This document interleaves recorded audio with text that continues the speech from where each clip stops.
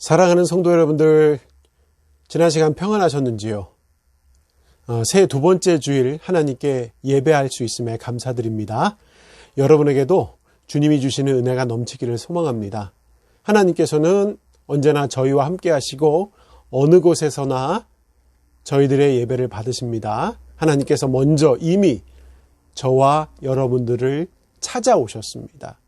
찾아오신 주님을 어느 곳에서나 경험할 수 있어요.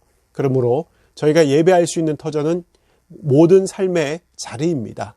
지금도 나와 함께 하신 하나님께서 여러분들을 통하여서, 나를 통하여서 영광 받으시기를 원하십니다. 그런 진리를 기억하시면서 이 시간 하나님께 감사함으로 예배 올려드리겠습니다. 먼저 찬송으로 하나님을 찬양하겠습니다.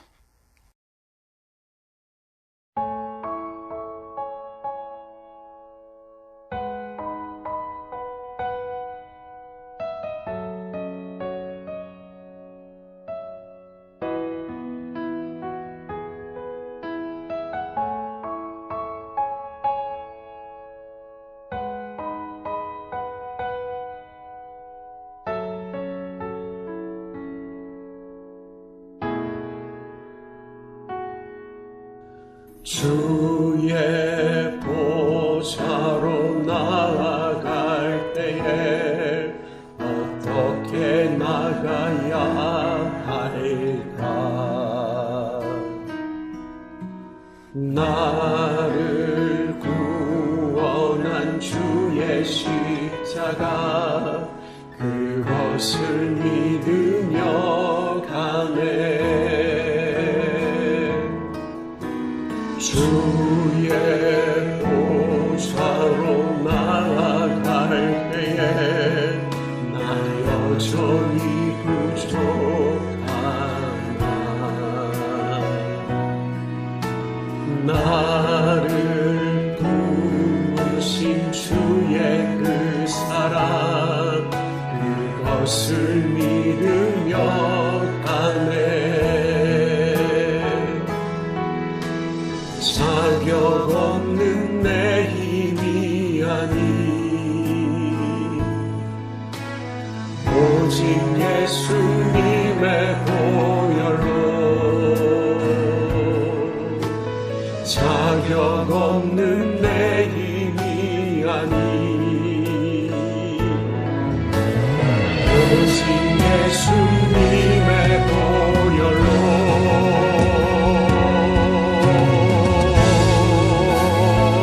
십자가의 보혈, 완전하신 사랑, 힘입어 나아갑니다. 십자가의 보혈, 완전하신 사랑, 힘입어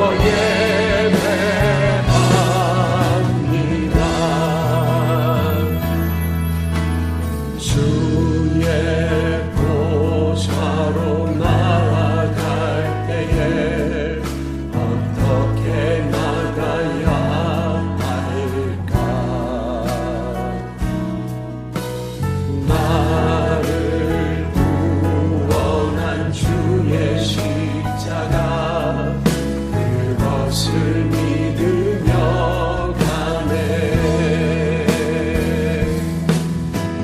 주의 보좌로 나아갈 때에 나 여전히 부족하나. 나를 부르신 주의 그 사랑, 그것을 믿으며 가네. 자격 없는 내 힘이 아니, 오직 예수님의 보혈로. 자격 없는 내 힘이 아니, 오직 예수님의 보혈로.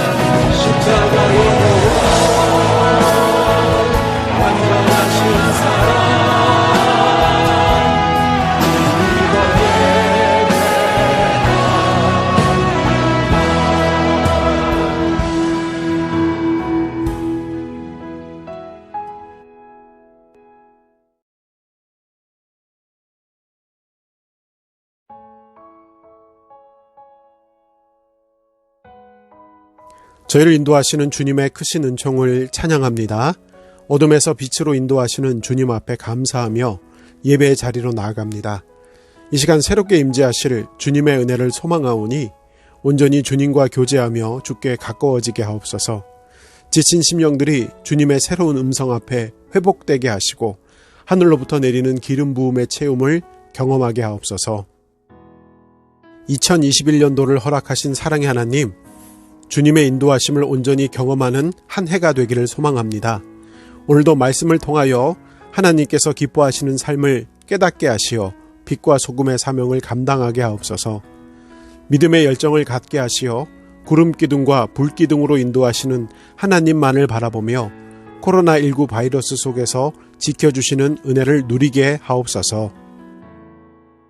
저희 삶의 주인이 되시는 사랑이 많으신 예수님, 주님의 빛 가운데 거함으로 깨달음과 힘을 얻게 하셔서 독수리같이 힘찬 믿음으로 비상하게 하옵소서. 날마다 기도하며 찬양함으로 주님의 인도하심의 은총을 누리기를 소망합니다. 주님의 이끄심 앞에 사랑을 나누며 날마다 감사하며 하나님께 영광 돌리게 하옵소서. 언약교회 성도들에게 성령의 충만함이 임하기를 원합니다. 주님의 뜻을 분별하고 믿음의 분량을 키우며 강하고 담대함으로 하나님께 영광 돌리게 하옵소서. 하늘에 소망을 두며 삶의 자리에서 복음을 증거하며 이웃을 섬기며 부흥의 새 역사를 써나아가는 건강한 교회가 되기를 소망합니다. 이 모든 말씀 새 날을 허락하시는 예수님의 이름으로 기도합니다. 아멘. 오늘 함께 나눌 하나님의 말씀은 마가복음 1장 4절에서 11절까지입니다. 세례 요한이 광야에 이르러 죄 사함을 받게 하는 회개의 세례를 전파하니 온 유대 지방과 예루살렘 사람이 다 나아가 자기 죄를 자복하고 요단강에서 그에게 세례를 받더라. 요한은 낙타 털 옷을 입고 허리에 가죽띠를 띠고 메뚜기와 석청을 먹더라. 그가 전파하여 이르되 나보다 능력 많으신 이가 내 뒤에 오시나니 나는 굽혀 그의 신발끈을 풀기도 감당하지 못하겠노라. 나는 너희에게 물로 세례를 베풀거니와 그는 너희에게 성령으로 세례를 베푸시리라. 그때 예수께서 갈릴리 나사렛으로부터 와서 요단강에서 요한에게 세례를 받으시고 곧 물에서 올라오실새 하늘이 갈라짐과 성령이 비둘기같이 자기에게 내려오심을 보시더니 하늘로부터 소리가 나기를 너는 내 사랑하는 아들이라 내가 너를 기뻐하노라 하시니라. 아멘. 사랑하는 성도 여러분들, 지난 시간 평안하셨는지요? 오늘은 주연절 첫 번째 주일입니다. 제가 설교 때 교회력에 따른 성서 일과라는 말을 참 자주 하죠.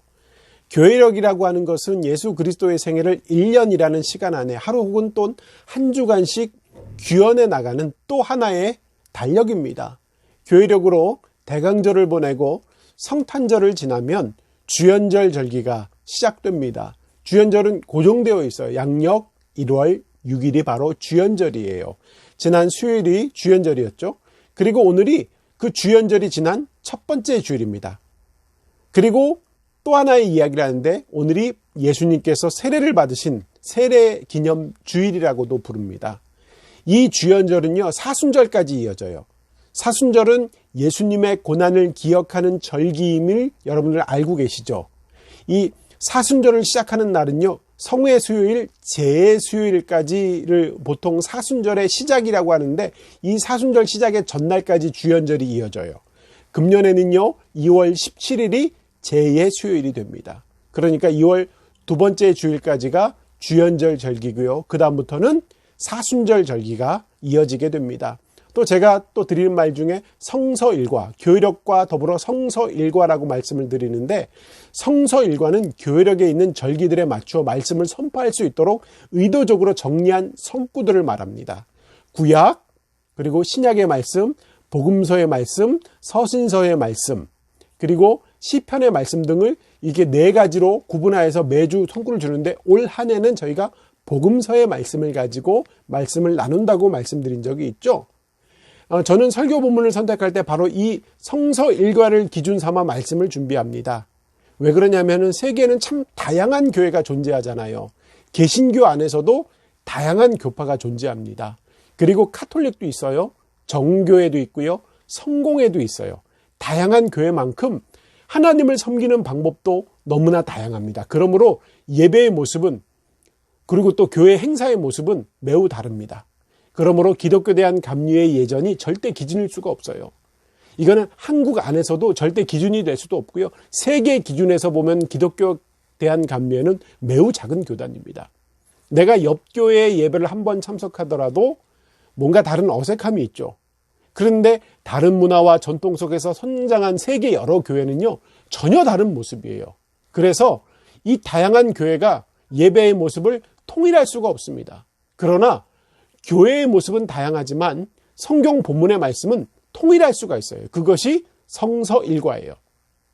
세상의 많은 교회가 같은 본문으로 말씀을 전할 수가 있습니다. 물론 해석의 차이는 있을 수 있습니다. 그러나 이렇게 교회력에 근거하여서 사도적 전통을 가지고 성서일과를 통한 말씀을 선포하는 것이 더 공교회성을 지닐 수 있다고 저는 믿어요. 그래서 언약교회는 교회력과 성서일과에 맞추어 목회하며 설교를 준비하고 있습니다. 오늘 본문에는요, 세례 요한이 등장해요.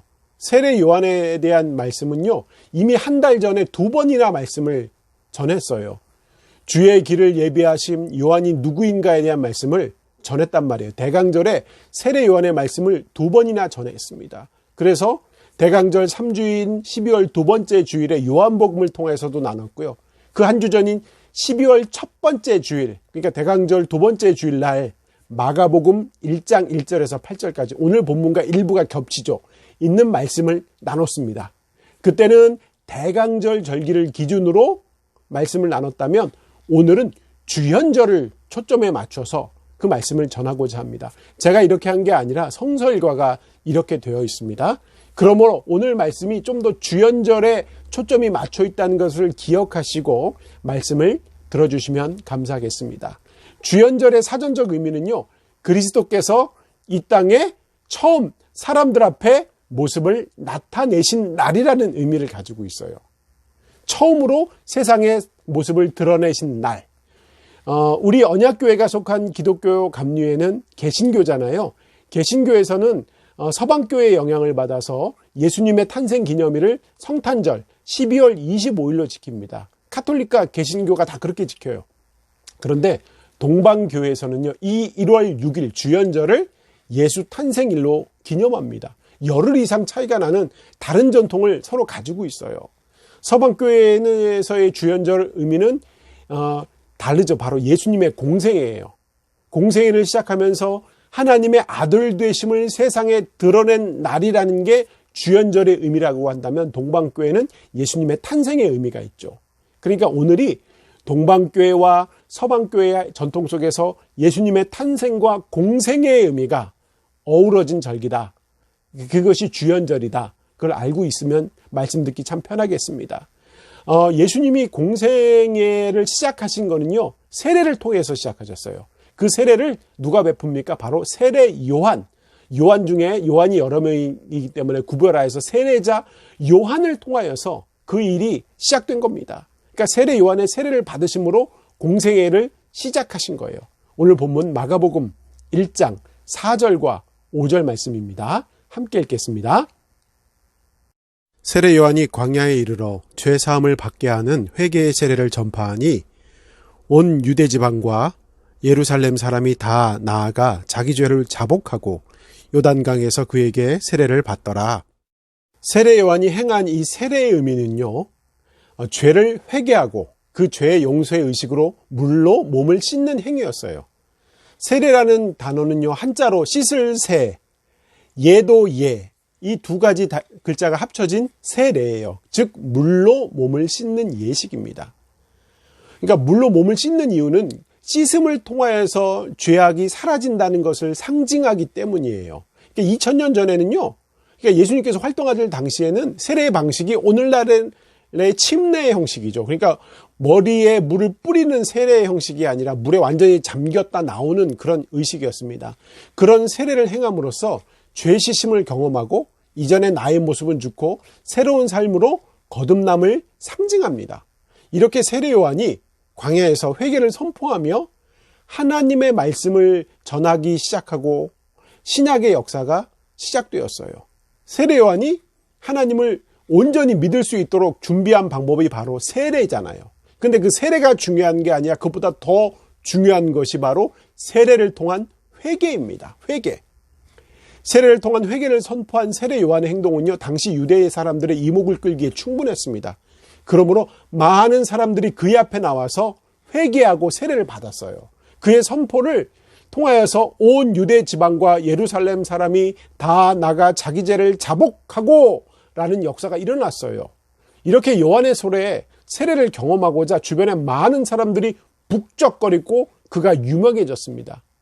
그런데 이런 요한을 더욱 유명하게 한 사건이 바로 예수님께 세례를 베풀게 하는 일이었습니다. 오늘 본문 9절 말씀입니다. 9절 말씀 함께 읽겠습니다. 그때 예수께서 갈릴리 나사렛으로부터 와서 요단강에서 요한에게 세례를 받으시고, 예수님께서는 요한에게 세례를 받으셨어요.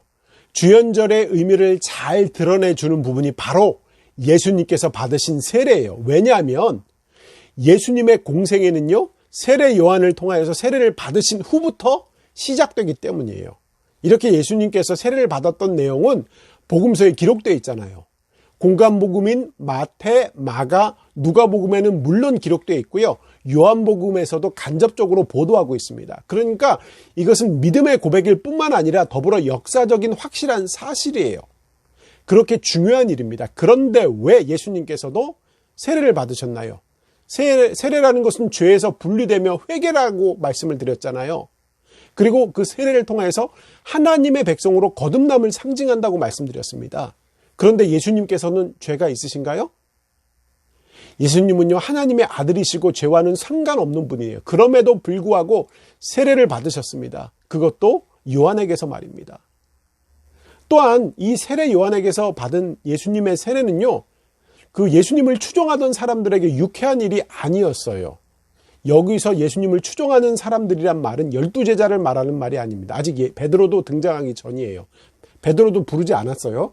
그렇지만 예수님을 추종하는 나름의 한 무리가 있었는데 그 무리가 세례 요한의 무리들과 약간 대립이 있었어요. 그 대립이라는 것은 나쁜 대립이 아니라 아주 선의의 경쟁이라고 이야기할 수 있는데 약간 서로 불편하기도 했었고 서로 합력하여 일을 이루기도 했다고 합니다.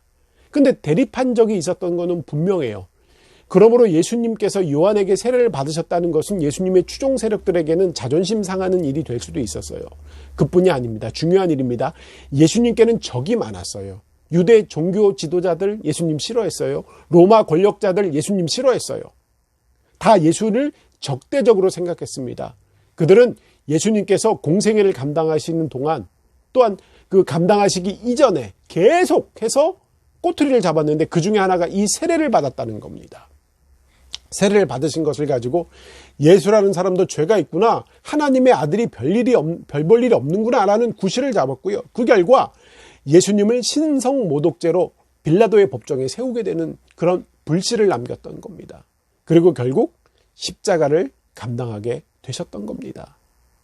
이 적대자들에게는 예수님께서 요한에게 세례를 받으신 사건은 공격할 수 있는 구실을 만들어 주었던 겁니다. 그럼에도 불구하고 예수님께서 받으셨던 세례는 그 이상의 의미가 있습니다. 거듭남의 의미와 더불어 하나님의 아들됨을 드러내는 사건이었습니다. 그리고 예수님의 세례는 하나님의 뜻을 이뤄가는 일이었어요. 그래서 세례를 받을 때 아주 특별한 현상이 나타났습니다.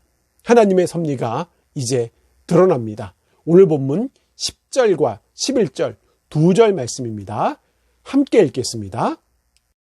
곧 물에서 올라오실새 하늘이 갈라짐과 성령이 비둘기같이 자기에게 내려오심을 보시더니 하늘로부터 소리가 나기를 너는 내 사랑하는 아들이라 내가 너를 기뻐하노라 하시니라.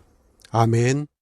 방금 읽은 예수님께서 세례를 받는 장면에는요, 아주 특별한 부분이 기록되어 있습니다. 10절 말씀에 곧 물에서 올라오실새 하늘이 열리고 성령이 임하고 하늘의 소리가 들렸다고 본문에 기록하고 있어요. 이어서 하늘의 갈라짐도 기록되고 있습니다. 고대 사회에서는요, 그리고 성경에서는요, 하나님께서 계신 곳이, 생명이 가득한 곳이 하늘이에요. 그러니까 하늘은 하나님 나라를 상징합니다.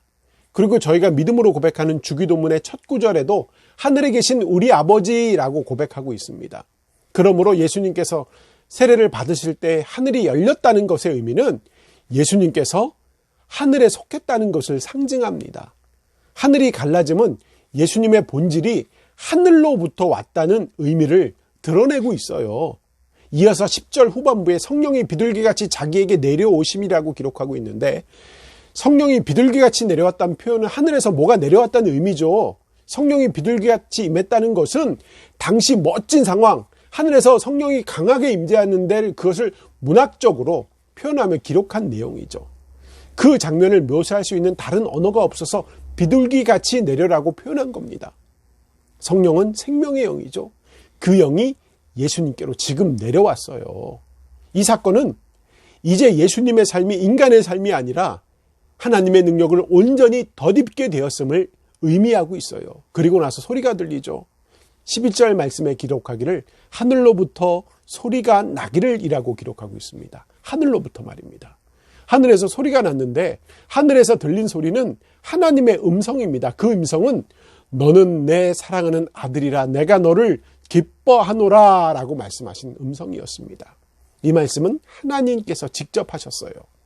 이렇게 예수님께서 받으신 세례는 인간의 삶을 버리고 하나님의 아들로서의 삶을 시작하는 의미가 있습니다. 그것을 하나님께서는 너는 내 사랑하는 아들이라고 인정해 주셨어요. 그리고 그렇게 하나님께서는 예수님을 아들 삼음에 대해서 내가 너를 기뻐하노라 라고 표현하셨습니다. 이렇게 예수님께서 하나님으로부터 인정받았습니다. 함께 예배드리는 성도 여러분들, 오늘 본문을 기록한 마가는요, 예수께서 세례를 받으시는 장면을 통해서 하나님의 의가, 즉 하나님의 구원이 이루어진다고 말하고자 했습니다. 그래서 하늘이 갈라짐, 성령이 비둘기같이 자기에게 내려오심, 하늘로부터 소리가 나기를, 이런 표현을, 즉 세상에서 볼 수 없었던 아주 특별한 현상을 언급하며 기록했습니다. 이 현상을 통해서 예수님께서는요, 하나님의 아들이시라는 사실이 확실해졌고 그것이 세상 많은 천하에 드러내게 되었습니다. 이것이 바로 오늘 구분하는 주연절의 의미가 됩니다. 하나님의 인정하심이 바로 주연절의 의미가 되기 때문이에요. 그런 의미에서 예수님께서 받으셨던 세례는요, 단순한 종교의식이 아닙니다. 훨씬 더 본질적인 사건이에요. 예수님께서 경험하셨던 세례는요, 어쩌면 예수님의 부활 승천과도 같은 그런 차원의 급의 사건이에요. 왜냐하면 세례 때 열린 하늘과 부활하신 후 주님께서 올라가신 하늘은 같은 곳이기 때문이잖아요. 하나님의 나라, 천국이기 때문입니다. 그리고 그 천국은요, 저희들도 들어가게 될 곳이에요. 그런 천국을 이미 보여주셨어요. 세례를 받을 때 이미 한번 살짝 보여주셨고 부활 승천하실 때 또 보여주셨다는 것은 특별한 의미가 있습니다. 그것이 하나님의 아들이신 예수님의 세례와 또 이후에 일어날 부활 승천 사건에서 이 땅에 드러나게 되었던 것입니다. 사랑하는 성도 여러분들, 사실 하나님의 아들로의 삶, 하나님의 백성으로의 삶은 영광의 길이 아니에요. 하늘의 기준으로 따지면 하나님의 뜻을 이루어가는 길이지만 세상의 기준으로 본다면 좁은 길이며 세상의 손가락질과 미움을 받을 수도 있는 길입니다. 그리고 그 길을 통하여서, 그 세례를 통하여서 예수님께서는 결국 십자가를 감당하는 길을 가야 합니다. 죽음의 길이죠. 하지만 순종하심으로 세례도 받으셨고 공생애를 시작하셨습니다. 하나님의 아들됨으로 끝난 것이 아니에요. 이 세례가 끝이 아니라 하나님의 아들이 된 이 세례를 통하여서 이제 시작하신 것이에요. 이제 출발하신 것이라는 겁니다. 그래서 다른 복음서에서도 이 내용을 기록하면서 세례 이후에 예수님의 삶을 이야기할 때 광야에서 금식하시고, 그리고 사단의 시험을 이기신 이야기, 유혹 이겨내신 이야기, 그리고 갈릴리에 가서 회개하라 천국이 가까웠느냐 외치셨고 또 제자들 부르셨고, 그렇게 하나씩 하나님께서 맡겨주신 그 역할, 그 사역을 감당해 나가셨어요. 그렇게 준비해 나가셨습니다. 그런데 이런 예수님의 세례가 오늘날을 살아가는 이 땅의 성도들에게는 어떤 상관관계가 있나요? 저도 그렇고 여러분들도 그렇고 모두 마찬가지로 저희들 모두는 하나님으로부터 구원이라는 선물을 받은 백성입니다. 세례를 통하여서 하나님의 백성이 되었어요. 죄사함을 경험했습니다. 그렇게 세상과 구별되어졌습니다. 또 죽음에서 생명으로 옮겨졌습니다. 그런데 하나님의 백성이 되었으면 끝난 게 아니에요. 하나님의 백성이 된 게 이제 시작한 겁니다. 나도 하나님의 백성이고 나도 하나님의 자녀로서의 삶을 살기 시작해야 한다는 겁니다. 저와 여러분은요, 예수님을 따르는 성도의 삶을 살아야 합니다. 천국을 바라보며 믿음 지키면서 허락하신 길을 순종함으로 감당함으로 가야 합니다. 그래서 죄악의 길에서 떠나 예수님과 동행하는 삶을 따라가야 합니다. 그것이 저희와 하나님과의 관계이고 이 주연절의 의미고 예수님의 세례가 오늘날까지 유효한 이유입니다. 물론 성도의 삶은 고난과 함께합니다. 그 고난은 장차 누리게 될 영광과 비교할 수 없어요. 그러므로 고난 앞에서 예수님을 기억해야 합니다. 고난 앞에서 예수님께서 받으셨던 아픔과 조롱하는 소리를 기억해야 합니다. 예수님께서는 고난 앞에서 하나님의 음성을 기억하면서 모든 것을 견디셨어요. 너는 나의 사랑하는 아들이요 나의 기뻐하는 자라라는 그 음성을 기억하면서 견뎌내셨습니다. 하나님의 섭리를 알고 이겨내셨어요. 저와 여러분도 마찬가지잖아요.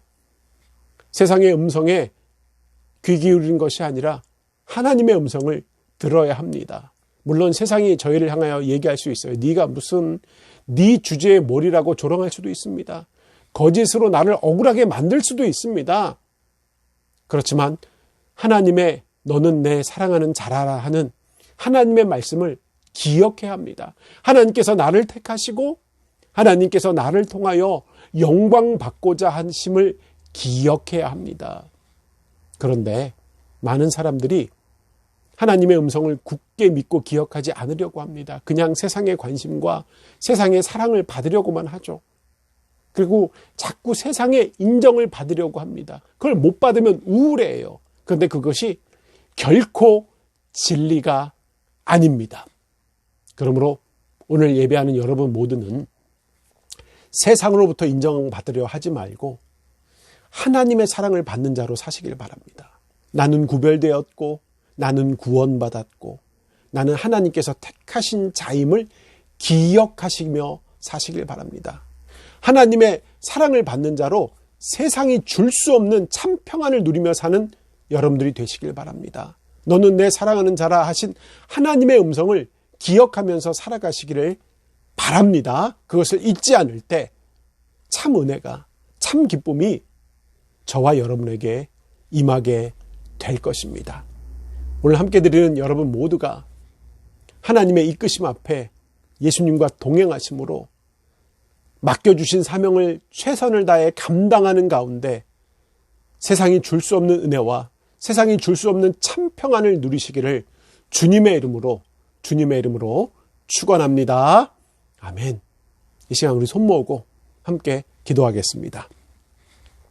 사랑의 하나님, 2021년도를 새롭게 허락하신 은혜 감사합니다. 하나님께서 베푸실 은혜와 사랑을 기대하면서 새로운 한 해를 살아가게 하시고 하나님의 영광만을 드러내게 하옵소서. 오늘도 새로운 은혜로 채워주시니 감사합니다. 받은 은혜 기억하며 하나님 나라 백성으로 나누고 섬기는 성숙한 성도의 삶을 감당하는 하나님의 기쁨이 되게 하옵소서. 세상에 하나님의 음성에 귀 기울이며 세상보다는 하나님의 음성에 귀 기울이며 살기를 원합니다. 죄 사함의 은혜를 받았으니 하나님의 백성으로 하나님의 백성다운 삶으로 하나님의 영광을 구하며 베푸신 은혜를 받고 살아가게 하옵소서. 저에게 맡기신 사명을 다시 깨닫게 해주시고 믿음을 더 강하게 내려 주옵소서. 바라기는 능력 많으신 하나님께서 이 땅의 코로나19 바이러스를 속히 정리시켜 주시고 이 땅의 백성들이 모두 질병 이겨내고 다시 회복 경험함으로 하나님께 더욱 많은 영광 돌리게 하옵소서. 주께서 베푸실 새로운 질서를 기대합니다. 바라기는 모든 성도의 삶의 문제에 세밀하게 역사해 주시기를 원합니다.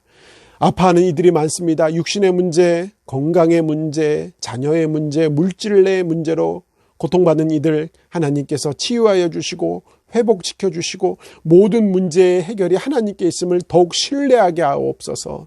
특별히 배움의 길에 있는 자녀들을 기억해 주시고 그들의 삶의 가장 좋은 모습으로 역사해 주옵소서. 하나님, 새로운 삶을 준비하는 이들이 있는데 기억해 주시고 가장 좋은 모습으로 역사해 주셔서 하나님의 인도하심을 신뢰하면서 삶의 방향을 잘 정하게 하여 주시옵소서. 올 한 해도 언약궤를 지키시고 흔들림 없이 하나님 앞에 바로 서게 하옵소서. 함께 섬기는 지체들에게 능력을 더하여 주시옵소서.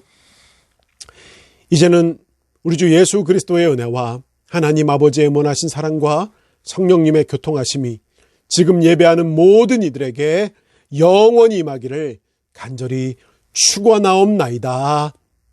아멘.